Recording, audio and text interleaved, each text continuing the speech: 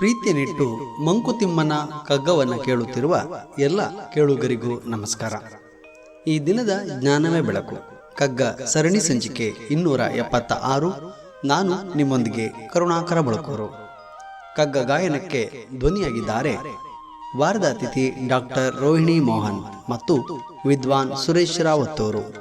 ಬನ್ನಿ ಕೇಳುಗರೆ, ಈ ದಿನದ ಕಗ್ಗ ಮಾಲಿಕೆಯಲ್ಲಿ ಮಾನ್ಯ DVG ಅವರ ಕಗ್ಗವನ್ನು ಕೇಳಿ ಬರೋಣ.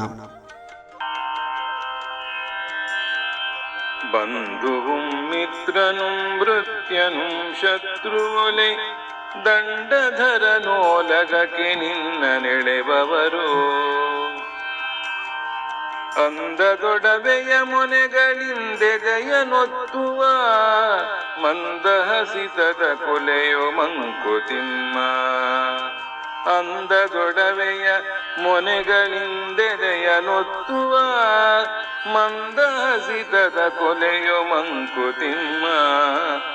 ಮಂದಹಸಿತದ ಕೊಲೆಯೋ ಮಂಕುತಿಮ್ಮ.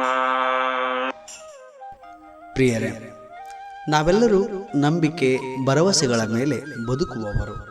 ಹಾಗಾಗಿ ನಾವು ಪ್ರತಿಯೊಂದು ಕ್ರಿಯೆಯಲ್ಲಿಯೂ ವ್ಯಕ್ತಿಯಲ್ಲಿಯೂ ಅದನ್ನು ಕಾಣುತ್ತೇವೆ. ಹಾಗಾಗಿ ನಮ್ಮ ನಡುವೆ ಇರುವ ಸ್ನೇಹಿತರಿರಬಹುದು ಅಥವಾ ಬಂಧು ಬಳಗದವರಿರಬಹುದು, ಇವರೆಲ್ಲರೂ ಒಂದಲ್ಲ ಒಂದು ರೀತಿಯಲ್ಲಿ ಸುಖ ಸಂತೋಷಾದಿಗಳ ಕ್ಷಣವನ್ನು ನೀಡುತ್ತಾರೆ ಹಾಗೂ ಅವರು ದುಃಖದ ಕ್ಷಣಗಳನ್ನು ತಂದೊಡ್ಡುತ್ತಾರೆ ಅನ್ನುವುದನ್ನು ಮರೆಯುವಂತಿಲ್ಲ. ಸ್ನೇಹಿತರೊಂದಿಗೆ ಕಳೆಯುವ ಕ್ಷಣಗಳ ಅನುಭವ ಒಂದಾದರೆ, ಶತ್ರುಗಳು ನೀಡುವ ಅನುಭವಗಳು ಇನ್ನೂ ವಿಭಿನ್ನ.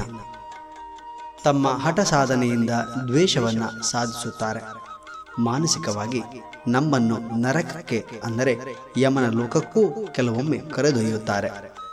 ಸುಖವಾಗಲಿ ದುಃಖವಾಗಲಿ ಇವೆರಡೂ ಕೂಡ ನಮ್ಮನ್ನು ಬಹಳಷ್ಟು ಹಿಂಡುವುದಂತೂ ಸತ್ಯ. ಚಿನ್ನವೆಂಬ ಆಭರಣವು ಎಲ್ಲರಿಗೂ ಇಷ್ಟ. ಅದನ್ನು ತೊಡಲು ಹೆಣ್ಣಾದವಳು ತನ್ನ ಮೈ ಭಾಗವನ್ನು ನೋವು ಮಾಡಿಕೊಂಡರೂ ಕೂಡ ಮತ್ತೆ ಆ ಸೌಂದರ್ಯದಲ್ಲಿ ಅಲಂಕಾರದಲ್ಲಿ ಆ ನೋವನ್ನು ಮರೆಯುತ್ತಾಳೆ. ಹೀಗೆ ನಗುವಿನ ಹಿಂದೆ ನೋವು ಕೂಡ ಇರುವುದನ್ನು ನಾವು ಮರೆಯುವಂತಿಲ್ಲ. ಬಂಧುಗಳೇ, ವಾರದ ಅತಿಥಿಯಾಗಿರುವ ಡಾಕ್ಟರ್ ರೋಹಿಣಿ ಮೋಹನ್ ಅವರು ಹಾಡಿರುವ ಸಹನೆ ವಜ್ರದ ಕವಚ ಕಗ್ಗ ಮಾಲಿಕೆಯಿಂದ ಕಗ್ಗವನ್ನು ಕೇಳಿ ಬರೋಣ.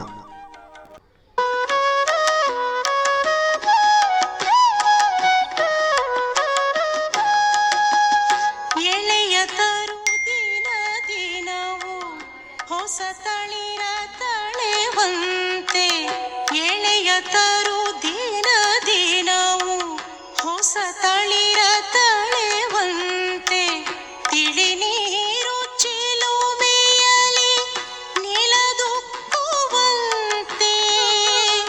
ಎಳೆಯತರು ದಿನ ದಿನವು ಹೊಸತಳಿರ ತಳೆವಂತೆ ತಿಳಿ ನೀರು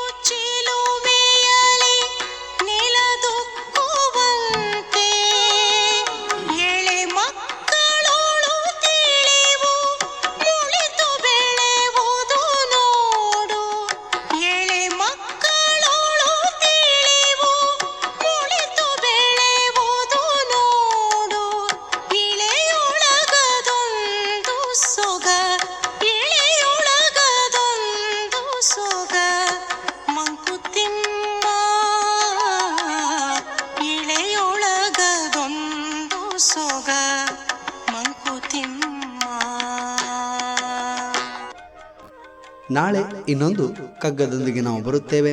ಅಲ್ಲಿಯವರೆಗೆ ನಮಸ್ಕಾರ, ಶುಭ ದಿನ.